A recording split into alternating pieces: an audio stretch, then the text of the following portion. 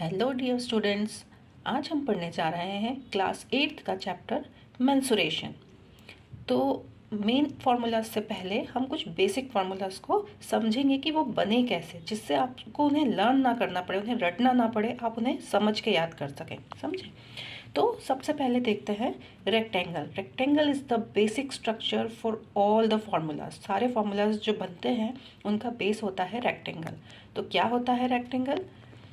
Rectangle is a quadrilateral having four sides, जिसकी दो आमने सामने की जो साइड्स हैं वो हमेशा इक्वल होती हैं। सो two sides will be of length L, that is same length, and two sides will be of length B. ये आप सभी जानते हैं, है ना? अब हम देखते हैं what is the perimeter of a rectangle. Perimeter क्या कहलाती है? Perimeter is the boundary. तो जब हमें सिर्फ किसी रेक्टेंगल की बाउंड्री पता करनी हो, बाउंड्री की लेंथ, बीच के एरिया को हम कवर नहीं करेंगे, हमें सिर्फ बाउंड्री की लेंथ पता करनी है, तो उसको हम बोलते हैं पेरीमीटर। तो बाउंड्री कैसे निकालेंगे? एक टेप लेकर आइए, पहले यहाँ से जाइए L, फिर B, फिर L और फिर B, इन सब को हम ऐड कर देंगे तो ये आपकी बाउंड्री निकल आएगी, है ना? तो यही हमने किया है। देखिए L plus B plus L plus B। Okay, तो अब ये L plus B, L plus L will become 2L and B plus B will become 2B। Okay, 2L plus 2B में 2 हमने कॉमन ले लिया, so 2 bracket L plus B is the formula of perimeter of a rectangle. Okay, तो here comes the formula of perimeter. आइए अब देखते हैं हम एरिया। तो रेक्टेंगल का एरिया कैसे बनता है? पहले तो एरिया होता क्या है? एरिया, आप जैसे आपने कभी कोई खेत देखा हो तो आप क्या बोलते हैं, कितने एरिया का प्लॉट है, कितने एरिया का खेत है। तो एरिया होता क्या है? एरिया मतलब उसके बीच का पूरा स्पेस आपने कवर किया हुआ है। जैसे कि यहाँ पे आपने कोई कारपेट बिछाया हो, कोई पॉलिशिंग करी हो, तो आपको ये पूरा ये एरिया आपको कवर करना है। ठीक है, तो पूरा एरिया कवर हम कैसे किया होगा? तो अज्यूम करिए कि आपने ये L लेंथ की एक स्ट्रिप ली और ये छोटी छोटी स्ट्रिप्स को आप एक के ऊपर एक रखते चले गए। तो जब आपने सारी स्ट्रिप्स को जमा दिया तो उन्होंने यहाँ पे एक लेंथ अचीव कर ली। पहले ये L एकदम स्मॉल स्ट्रिप थी जिसकी सिर्फ लेंथ थी, विड्थ नहीं थी।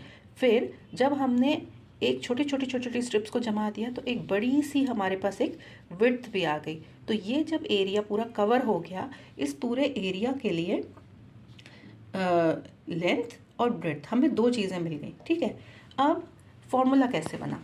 तो अज्यूम करिए कि आपने L लेंथ की एक स्ट्रिप को जोड़ा। अब L लेंथ की स्ट्रिप कितनी जोड़ेंगे आप? 1 2 3 4 5 6 8 सो ऑन। कब तक जोड़ेंगे? जब तक ये B लेंथ आपने पूरी अचीव नहीं कर ली। ठीक है, सो L plus L plus L plus L plus L करते जाएंगे जब तक आप B टाइम्स ना कर लें। तो मैंने एग्जाम्पल लिया है, मान लीजिए आपकी L जो थी वो 10 सेंटीमीटर थी एंड जो B थी वो 5 सेंटीमीटर थी। तो आपको 10 कितनी बार ऐड करना होगा? 10 plus 10 plus 10 plus 10 plus 10, that is 5 times. अगर आप 10 को ऐड करेंगे तो आप ये पूरा एरिया कवर कर लेंगे। तो जब हम 10 को 10 टाइम्स ऐड करेंगे, 10 को 5 टाइम्स ऐड करेंगे, it will become 50। Okay, that is 5 times 10। अब मैं 10 को 5 टाइम्स ऐड करने के बजाय मल्टीप्लाई कर सकती हूँ। तो 10 को 5 टाइम्स ऐड करने की जगह मैं लिख सकती हूँ 10 इंटू 5।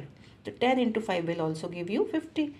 दैट मीन्स मैं जो भी लेंथ है और जो भी ब्रेड्थ है उन दोनों को अगर मल्टीप्लाई कर दूँ तो मैं इस पूरे एरिया को कवर कर सकती हूँ। तो रेक्टेंगल का एरिया क्या होता है? L into B। ओके, तो ये थे हमारे बेसिक फार्मूलाज। आइए अब इनसे थोड़े से एडवांस फार्मूलाज में चलते हैं। अब आपको पता है कि रेक्टेंगल से ही बनता है क्यूबॉइड, है ना? तो रेक्टेंगल के एरिया और पेरीमीटर हमने अभी देखा। Area is L into B and perimeter is 2 times L plus B। अब इसी रेक्टेंगल को अगर मैं एक हाइट दे दूँ, ऊपर बढ़ा दूँ, तो एक बॉक्स बन जाएगा, है ना? अज्यूम करिए एक छोटे छोटे पतले पेपर्स थे, पेपर के एक के ऊपर मैंने पेपर रखती गई तो एक बड़ा सा पाइल बन गया, एक बड़ा सा ढेर बन गया जो एक क्यूबॉइडल शेप का बन गया। तो अब इस क्यूबॉइड में हमारे पास पहले L और B हुआ करती थी, अब उसमें एक और चीज़ आ गई H। ठीक है, तो अब क्यूबॉइड में सारी चीज़ें इन 3 डायमेंशंस से बनेंगी। सबसे पहले देखते हैं बेस एरिया। तो बेस एरिया क्या होता है क्यूबॉइड का? बेस एरिया में कुछ नहीं है, बेस सिर्फ पूरा जो सिंपल आपका रेक्टेंगल हुआ करता था वही बेस है अभी भी, क्योंकि बेस में हाइट नहीं आएगी। बेस मतलब एकदम आपका फ्लोर, तो फ्लोर में क्या है, एल है और बी है, तो floor will become L into B. जो आपका रेक्टेंगल का एरिया होता था एल इंटू बी, वही सेम है आपका बेस एरिया। अब आता है लैटरल सरफेस एरिया। होता क्या है लैटरल सरफेस एरिया? लैटरल का मतलब होता है आपकी सारी साइड की फेसेस, ठीक है। तो साइड की फेसेस मतलब ये जो बॉक्स था इसका मैंने टॉप का पोर्शन हटा दिया और बॉटम का पोर्शन हटा दिया। जो आपका बेस था फ्लोर, कोई अगर आपका रूम है, रूम का फ्लोर को हटा दो और उसकी सीलिंग को हटा दो। जो साइड की 4 दीवारें हैं वो उन चारों का एरिया जब हम एक साथ कैलकुलेट करेंगे that is will be called lateral surface area, ठीक है। तो अब कितनी दीवारें होंगी रूम में? 4 दीवारें। अब इन 4 दीवारों में हमारे पास 4 फेसेस आए। अब इन 4 फेसेस में डायमेंशंस क्या आई? देखिए, सामने वाली दीवार में एक एल आया और एक हाइट आई, साइड के में एक हाइट आई और एक ब्रेड्थ आई, और पीछे वाले में एल आया एंड एच आया, और इधर साइड में भी बी और एच आया, ठीक है। तो ये हमारी 4 फेसेस निकले। अब इन 4 फेसेस के हम हैं तो ये रेक्टेंगल ही, individually they are all rectangles, है ना। तो इन रेक्टेंगल्स को हमने अलग अलग इनका एरिया लिया। तो पहले फर्स्ट लिया तो b into H, then second l into H, then third b into H, and then fourth again l into H, ठीक है। तो देखिए हो क्या रहा है, जो सामने के दोनों फेसेस हैं, ये सामने के दोनों फेसेस l और h से बने हैं, और साइड के दोनों फेसेस b और h से बने हैं। तो क्या हुआ formula? b into H, L into H, B into H, L into H. तो एल इंटू एच 2 बार आ रहा है और b इंटू एच भी 2 बार आ रहा है। तो हमने क्या लिखेंगे? 2bh प्लस 2lh, 2 और h कॉमन निकल रहा है, तो 2h bracket l plus b। इससे आपको कुछ दिख रहा है? पेरीमीटर का फॉर्मूला क्या होता है? 2l plus b। तो मतलब अगर आपने इस रेक्टेंगल की बाउंड्री जो है l प्लस b, अगर मैं इसी को यहाँ से खड़ा कर दूँ चारों तरफ से, तो हमारा लैटरल सरफेस निकल जाएगा। तो 2l plus B, 2h into L plus B, that is the lateral surface area, ठीक है। अब टोटल सरफेस एरिया पे आता है। अब टोटल सरफेस एरिया बहुत इजी हो जाएगा, क्योंकि लैटरल सरफेस मतलब हमने चारों फेसेस ले लिए हैं। अब इनका बस बॉटम और टॉप जो हटाया था उनको वापस से जोड़ दीजिए। तो बॉटम और टॉप को वापस से जोड़ देंगे तो क्या होगा कि बॉटम का एरिया भी है L इंटू बी, है ना। बॉटम में लेंथ और ब्रेड्थ है, और टॉप का जो एरिया है वो भी होगा L इंटू बी। तो टोटल सरफेस एरिया में जो 2 टर्म्स और ऐड होंगे वो क्या होंगे? L into B plus L into B, है ना। तो जो ये पुराने थे आपके लेटरल सरफेस एरिया के b into H plus B into H, L into H plus L into H, इसमें 2 टर्म्स l इंटू बी के और जुड़ जाएंगे। अब इन सब को हम ऐड कर देंगे, तो L B becomes 2lb, B H becomes 2bh, and L H becomes 2lh। तो अब इन सब को combinedly we can write 2 times lb plus bh plus hl। ये होता है फॉर्मूला आपका टोटल सरफेस एरिया का। Okay, now come to the volume of a cuboid. अब देखिए क्यूबॉइड बनता कैसे है।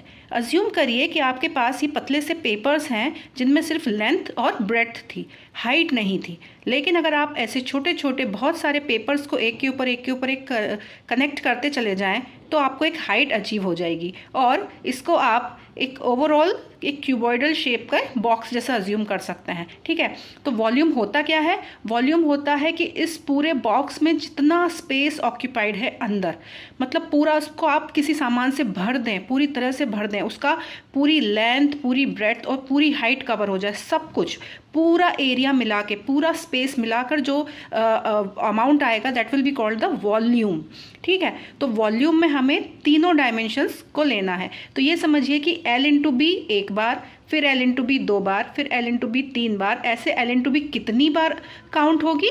H टाइम्स, ठीक है। तो L इंटू बी को जब हम H टाइम्स काउंट करेंगे that will be called the volume of the cuboid.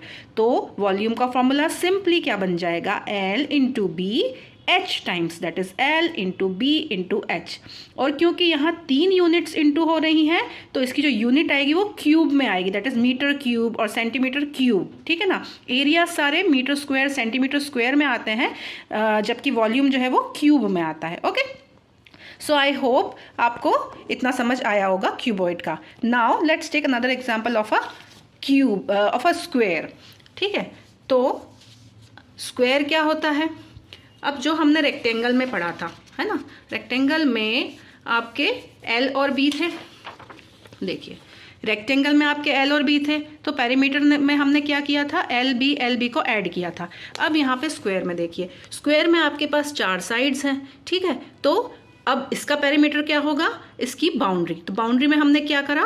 4s को जोड़ दिया, s plus S plus S plus S. आप एक टेप लेके आए, यहाँ से गए, यहाँ से गए, यहाँ से गए और यहाँ से गए, दैट इज द बाउंड्री। तो स्क्वायर की boundary, that is the perimeter of the square is s plus S plus S plus, that is 4 times s, 4s। ठीक है, नाउ अब एरिया ऑफ द स्क्वायर क्या होता है? एरिया ऑफ द स्क्वायर निकालने के लिए जैसे हमने रेक्टेंगल में किया था, रेक्टेंगल में आपने क्या किया था? पतली पतली स्ट्रिप्स ली थी और उनको आपने एक लेंथ तक एक के ऊपर एक रखते गए थे, तो आपको 2 यूनिट मिल गई थी, एल और बी। एल और बी को आपने मल्टीप्लाई किया था तो आपको एरिया मिला था। ठीक है ना, अब यहाँ स्क्वायर के एरिया में आइए, तो स्क्वायर के एरिया में भी वापस पतली पतली स्ट्रिप्स ले लिया हमने, है ना। अब इन स्ट्रिप्स को भी एस नंबर की स्ट्रिप्स थी और यहाँ पे उनको कितनी दूर तक रखा है? यहाँ भी एस टाइम्स ही रखेंगे हम, क्योंकि स्क्वायर में दोनों साइड्स सेम लेंथ की होती हैं।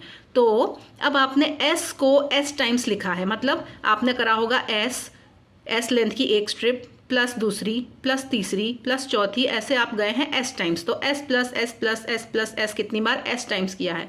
नाउ लेट्स से कि ये जो एस था ये 10 सेंटीमीटर की थी, तो यहाँ भी ये आपने 10 स्ट्रिप्स ही रखी होंगी, जिससे आपका 10 और 10 इक्वल लेंथ का आएगा। तो 10 और 10 जब इक्वल आएगा तो it will become 10 plus 10 plus 10 plus 10, that is 10 times. Okay, so 10 times 10 will be called 10 into 10, that is 100। तो एरिया हो जाएगा 100 सेंटीमीटर स्क्वायर और इसका फॉर्मूला बनेगा s into S, that is side का स्क्वायर। ठीक है, अब स्क्वायर से बनाते हैं हम क्यूब। स्क्वायर को ही इसके यही समझ लीजिए, आपके स्क्वायर को हमने ऊपर बढ़ा दिया और पूरा एक कंप्लीट बॉक्स में कन्वर्ट कर दिया इसको। तो जो हमारे क्यूबॉइड में एल बी और एच थे, यहाँ तीनों एस एस और एस रहेंगे। ठीक है ना, अब वापस से आ जाते हैं बेस एरिया। तो बेस एरिया क्या है? सिंपली स्क्वायर का एरिया। सिंपली स्क्वायर का area is side into side, है ना, side into side becomes the base area. Now lateral surface area. Lateral surface बताया था मैंने क्या होता है? साइड की सारी वॉल्स, है ना। अगर आप वापस से देख लें एक बार, क्यूबॉइड में ये था साइड की चारों वॉल्स, उनका टॉप और बॉटम मैंने हटा दिया था। तो ऐसे ही यहाँ पर लैटरल सरफेस में क्या होंगे? चारों वॉल्स साइड की। बस अच्छी बात क्या है क्यूब में कि आपको एल बी और एच के कोई टेंशन नहीं होती, यहाँ सारी चीज़ें एस होती हैं। तो बस कितनी बार आपको एस को इंटू करना है? 4 बार। एस इंटू एस एक वॉल, एस इंटू एस दूसरी वॉल, एस इंटू एस तीसरी वॉल और एस इंटू एस चौथी वॉल। तो 4 times S into S into S S into S करेंगे तो formula will become 4 times S square. ये है लैटरल सरफेस एरिया। अब क्या आप बता सकते हैं टोटल सरफेस एरिया क्या होगा? इट इज़ वेरी इजी, है ना। जब 4 टाइम्स एस स्क्वायर था, अब आपके 2 फेस बचे थे, एक ऊपर वाला टॉप और एक नीचे वाला बॉटम। तो टॉप और बॉटम को और जोड़ दीजिए, मतलब 2 बार एस इंटू एस और लगा दीजिए। तो 4 बार तो थे ही, 2 बार और कर दीजिए। तो 6 फेसेस हैं, एस इंटू एस कितने बार किया हमने यहाँ? 6 टाइम्स। तो the formula becomes 6 times S square, that is the total surface area of a cube. Now comes the volume. Similar to the cuboid. आप ये समझिए कि स्क्वायर शेप के पेपर्स आपने एक के ऊपर एक रखे हैं और उनकी हाइट आपने अचीव करा दी h। अब क्योंकि यहाँ पे जितना हाइट होती है उतनी ही लेंथ होती है, उतनी ही ब्रेड्थ होती है, इसलिए h को भी हम यहाँ पे s लेंगे।